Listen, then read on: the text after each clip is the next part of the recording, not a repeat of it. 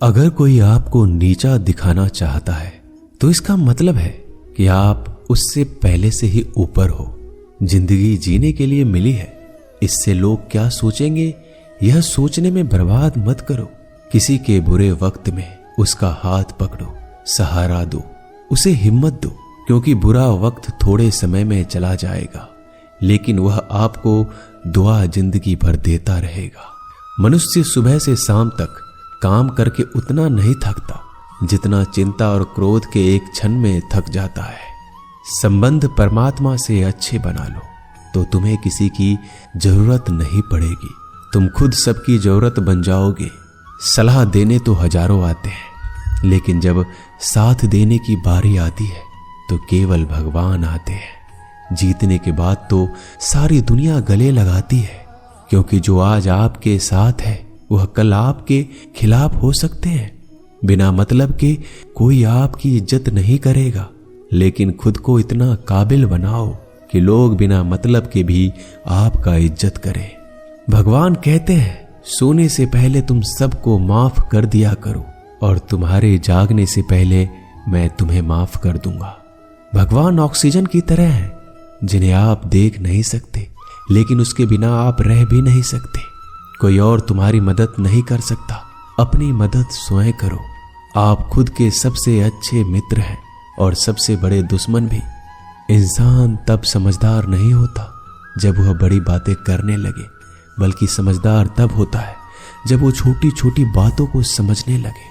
आप किस समय सही थे इसे कोई याद नहीं रखता, लेकिन आप किस समय गलत थे ये सब याद रखते हैं। सब दुख दूर होने के बाद ही मन प्रसन्न होगा, यह आपका भ्रम है। मन प्रसन्न रखो, सब दुख दूर हो जाएंगे, यह हकीकत है। किसी भी व्यक्ति की कोई भी बात बुरी लगे तो दो तरह से सोचो। यदि व्यक्ति महत्वपूर्ण है तो भूल जाओ और बात महत्वपूर्ण है तो व्यक्ति को भूल जाओ। रिश्तों का संबंध सिर्फ रक्त से नहीं होता, जो मुसीबत में हाथ थाम ले उससे बड़ा कोई रिश्ता नहीं होता। भगवान कहते हैं तुम सब कुछ मुझे सौंप दो, सारा दर्द परेशानी, और बिल्कुल हल्के होकर मुझे याद करो। धीरे धीरे तुम्हारा जीवन बदल जाएगा। हर रोज रात को सोने से पहले भगवान को अपनी पूरी दिनचर्या बता के सोएं। अगर आपके द्वारा किसी का दिल दुखा है तो मन ही मन उससे माफी मांगे। अगर आपका किसी ने दिल दुखाया है तो उसे माफ करके सारी चिंताएं भगवान को सौंप कर सो जाए। यकीन मानिए इससे आपकी जिंदगी खुशनुमा बन जाएगी। क्रोध बोला हुआ एक शब्द इतना जहरीला हो सकता है कि आपकी 1000 प्यारी बातों को 1 मिनट में नष्ट कर सकता है। सबको हंसाना लेकिन किसी पर भी हंसना मत। सबके दुख बांटना लेकिन किसी को दुखी मत करना।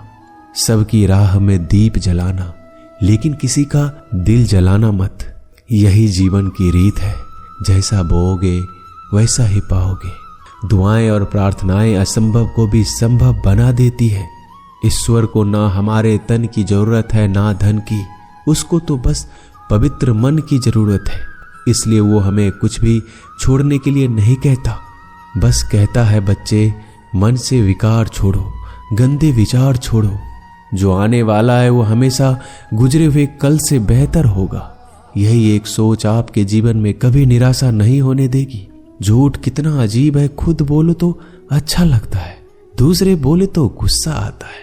खुशियां चाहे किसी के साथ भी बांट लो, पर गम हमेशा भरोसेमंद इंसान के साथ ही बांटना चाहिए।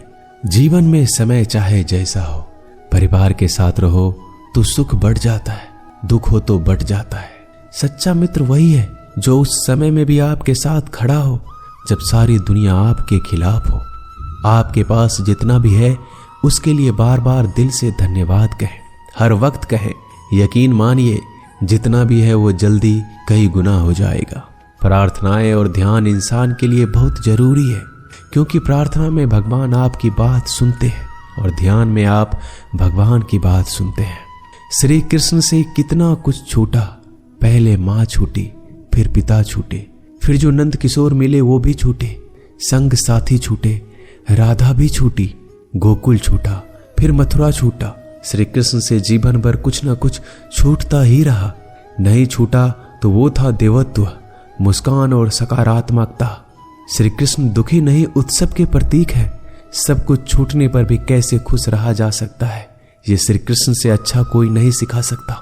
इसलिए हमेशा खुश रहें, सदा मुस्कुराते रहें। जीतने का मजा भी तभी आएगा जब लोग आपके हार का इंतजार करेंगे। गीता में लिखा है, यदि कोई आपको अच्छा लगता है तो अच्छा वो नहीं, अच्छे आप हैं, क्योंकि उसमें अच्छाई देखने वाली नजर आपके पास है। अपनी पीड़ा के लिए संसार को दोष मत दो, अपने मन को समझाओ। तुम्हारे मन का परिवर्तन ही तुम्हारे दुखों का अंत है। सोच और नीयत अच्छी रखिए, फिर आपके कष्ट प्रभु स्वयं दूर कर देंगे।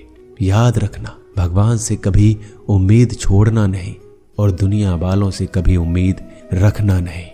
सुख दुख एक सिक्के के दो पहलू है।